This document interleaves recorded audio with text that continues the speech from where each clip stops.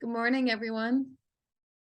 Do you ever find that you are running your decisions through the filter of what other people would think? I know I've done this in the past, especially with my significant relationships. Or you can even do this with religious beliefs or gurus. What would my guru think of me if I do this action, or if I have this relationship, or if I commit to this path? What would my significant other think if I hold this belief, if I take this action, if I take this path in my life?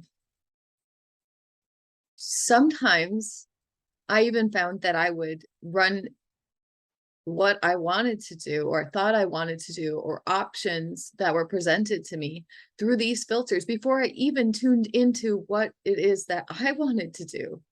Right? Do I even want to do I want to do this? Is this something I feel compelled to do? Why do I want to do it?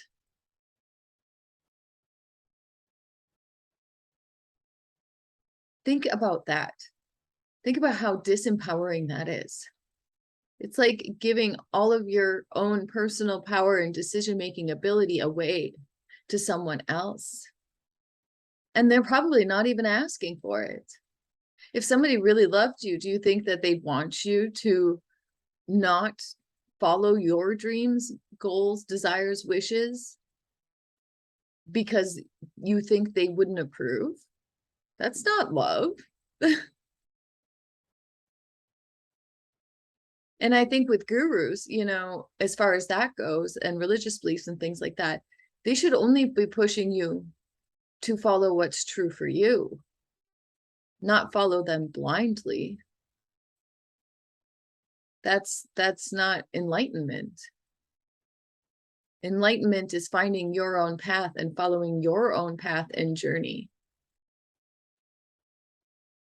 not what somebody else thinks is correct.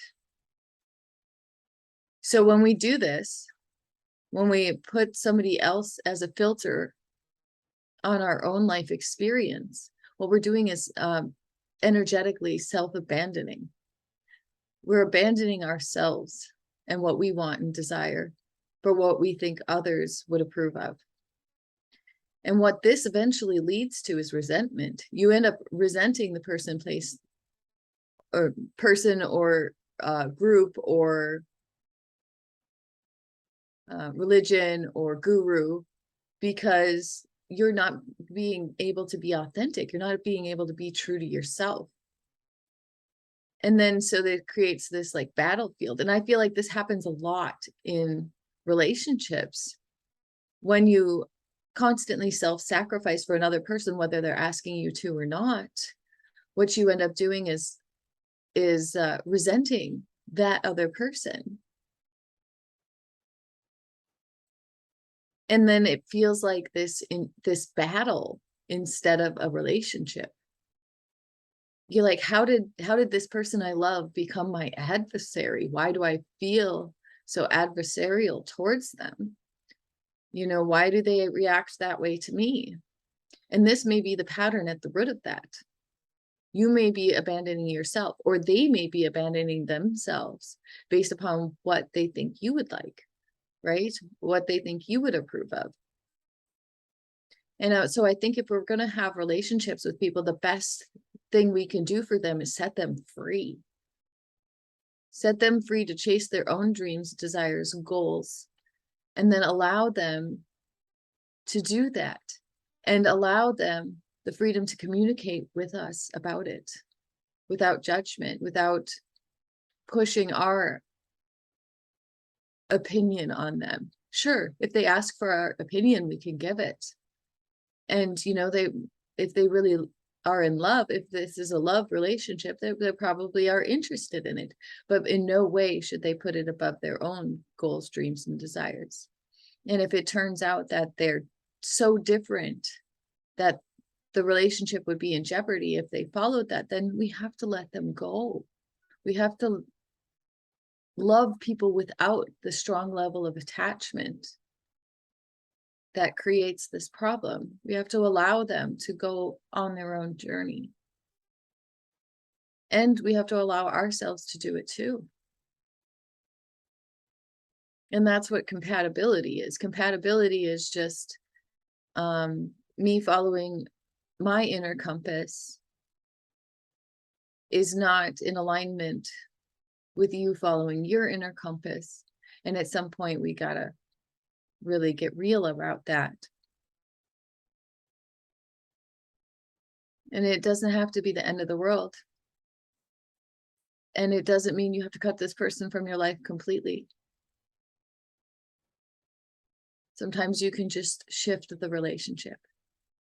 And it goes from being this kind of committed love relationship, for example, to a friendship.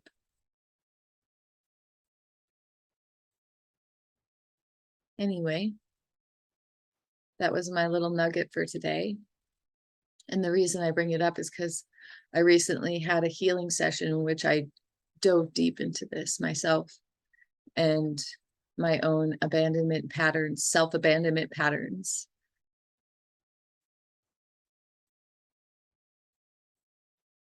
And I believe you can do this too. Find out where it comes from. Find out where you learn to abandon yourself. Understand it. Validate why you did so. Often it was in childhood, and if it was in childhood, it was because you needed to maintain the relationship with the people in your life in order to survive. You needed them. You had to have them on your side. So it makes sense why you did it and why you developed this pattern. So you can let yourself off the hook. You don't have to beat yourself up for having this pattern. Just recognize it and choose differently. May you have a blessed day today. Thank you. Peace.